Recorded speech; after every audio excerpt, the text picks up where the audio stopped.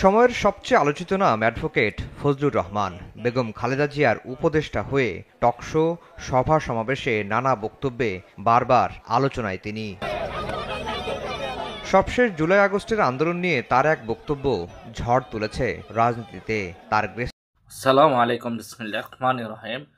যে যেখান থেকে গিয়ে দেখতেছেন এই ভিডিওটা সবাইকে দেখার আর সুযোগ গিয়ে করে দেবেন, গিয়ে লাইক গিয়ে করে দেবেন এবং গিয়ে ফজু পাগলা, হ্যাঁ, বিএনপির গিয়ে নেতা ফজু পাগলা আগে ছিলেন ফজলুর রহমান, এখন দিচ্ছে জনগণ ভালোবেসে ফজু পাগলা। এবং ফজু পাগলাকে কেন গেগা ছাত্র ছাত্রীরা জোতা পিটা করছে, জোতা দিয়া বাইরাচ্ছে তার ছবির মাধ্যমে এবং নাকি কিছু কিছু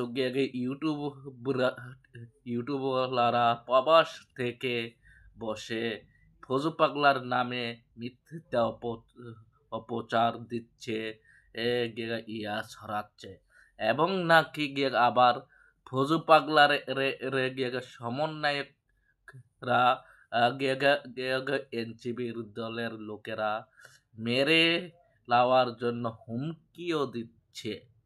হ্যাঁ, এই ভিডিওতে বিস্তারিত তো শুনতে পারবেন, দেখতে পারবেন ফজু পাগলা কি বলতেছে। সে লেটস গো। সময়ের সবচেয়ে আলোচিত নাম অ্যাডভোকেট ফজলুর রহমান। বেগম খালেদা জিয়ার উপদেষ্টা হয়ে টকশো, সভা-সমাবেশে নানা বক্তব্যে বারবার আলোচনায় তিনি। সবশেষ জুলাই-আগস্টের আন্দোলন নিয়ে তার এক বক্তব্য ঝড় তুলেছে রাজনীতিতে। তার গ্রেফতারের দাবিতে কর্মসূচি, এমনকি তার বাড়ির সামনেও বিক্ষোভ হয়েছে। ফজলুর রহমানের বক্তব্যকে উদ্ভট ও শৃঙ্খলা পরিপন্থী উল্লেখ করে তাকে কারণ দর্শানোর নোটিশ দিয়েছে বিএনপি।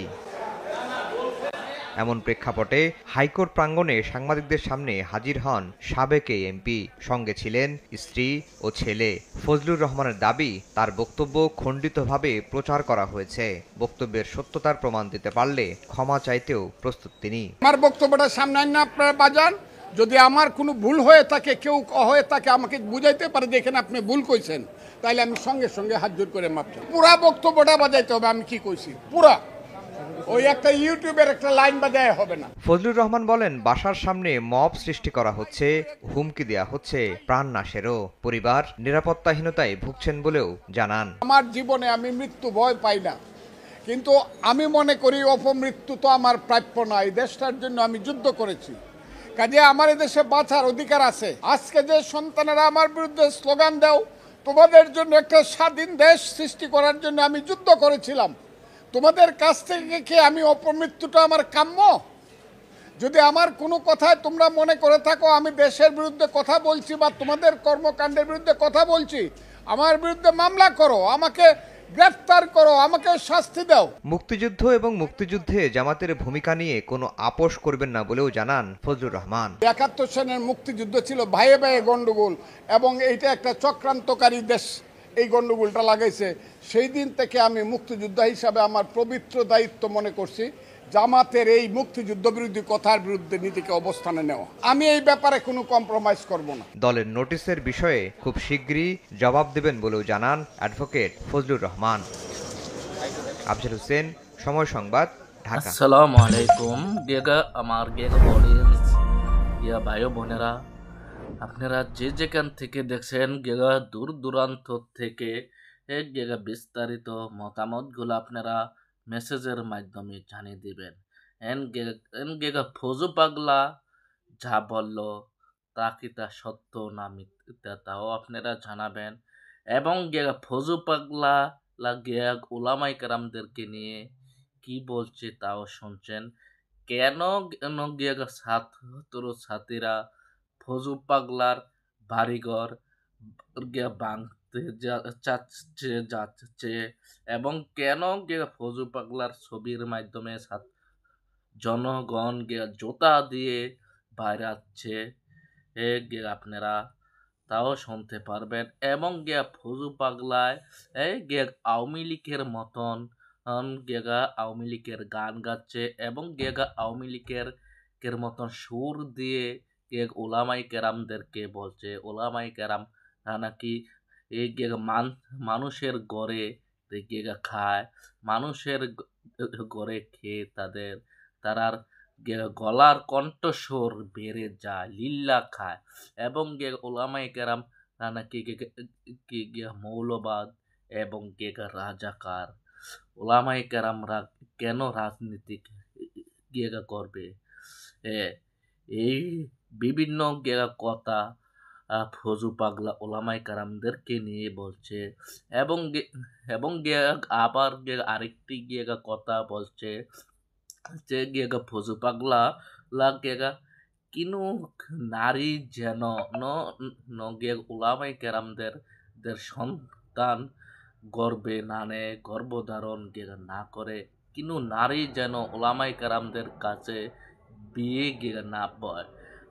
আমি ফজু পাগলাকে বলতে চাই, হ্যাঁ, এই কুলাঙ্গারের বাচ্চা, জানোয়ারের বাচ্চা, নাস্তিকের বাচ্চা, মুনাফিকের বাচ্চা ফজু পাগলা তোর বাবার তোর মায়ের যদি ওলামাই কেরামরা বিয়ে না করাতো তাহলে তুই ছিলি কি এই পিতৃ পরিচয়হীন সারা অবৈধ সন্তান এবং জারুট সন্তান, হ্যাঁ, বেশ্যা মহিলার ঘরের সন্তান লিলে তুই, হ্যাঁ, লিলে আবার তোর বিয়া তোর বউর বিয়া যদি ওলামাই কারামরা না পড়াইতো তাহলে তোর বউ থাকলে কি একটা বেশ্যা, তোর সন্তান হলে জারুট সন্তান এবং পিতৃ পরিচয়হীন সারা অবৈধ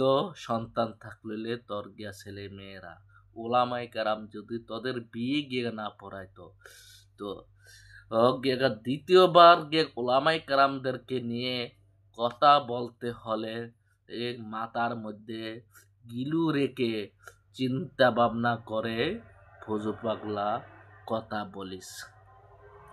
তোকে শেষবারের মতোই ওয়ার্নিং দিয়ে দিলাম। আবার কিন্তু প্রবাসীরা রেমিটেন্স শাটডাউন করে দেব।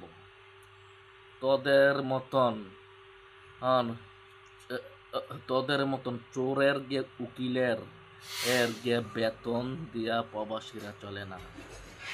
প্রবাসীরার টাকা দিয়া তোদের মতন চোরদের বেতন হয়, উকিলদের।